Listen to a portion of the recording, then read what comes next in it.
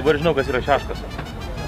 Kaip ir 2 paras daug sportuoji, daug prakaituoji ir prisivalgai daug dulkių. Guli ant smėlio, landai po krūmus, po mašiną, kurie turi daug visokiausių spyglių. Tai, ką čia noriu pasakyti, žodžiu, gaunasi taip, kad po 2 parų tampi šešku. Ir kvapas yra maždaug toks. Tai dabar visų pirmas nori daug dušo.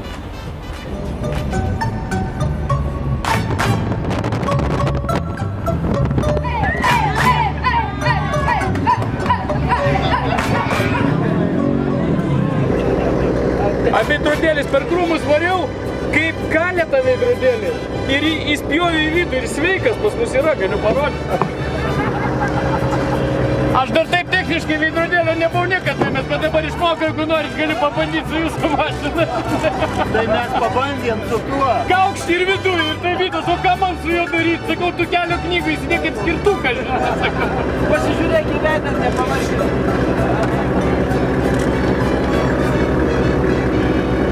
Jo, praustis reikia. Kaip jautiesi ir kaip tau šiandien buvo važiavimas po tokios nakties?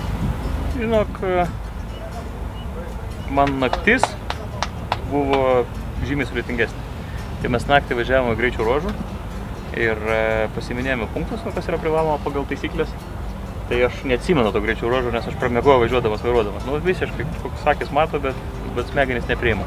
Kaip mes ten dar kažkur suradom, kad tai neįsivaizduoju. O dieną tai aš visiškai normalus. Turbūt tik tai, kai nusiprausiu, smėgsiu ir tada jau miegosiu ilgai. Esu be galo laimingas, kad pusė Dakaro yra įvykta. Išgyvena stipriausiai. Zemėlė. Nepilai valdo.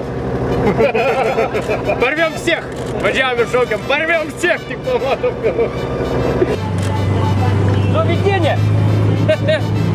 Порвем всех. Порвем всех. Понятно?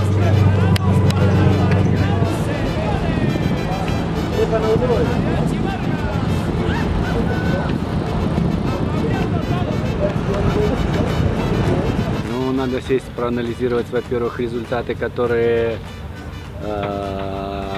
уже есть на сегодняшний день, посмотреть, что осталось из дорог, посчитать то количество запчастей, которые у нас есть, и продолжать бороться за результат. На самом деле, абсолютно прав, ну, вроде как пол-Дакара прошло, но ни по дням, ни по трассе еще половины нету, так как вот вчера оказался день достаточно тяжелый и, ну, расставил очень все по-новому. Вот, как минимум еще один такой день ожидается в Чили, когда будет 600 гоночных километров с одного старта.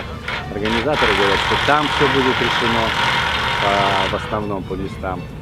Вот, надеюсь, что у нас еще есть шанс побороться с Петрансером.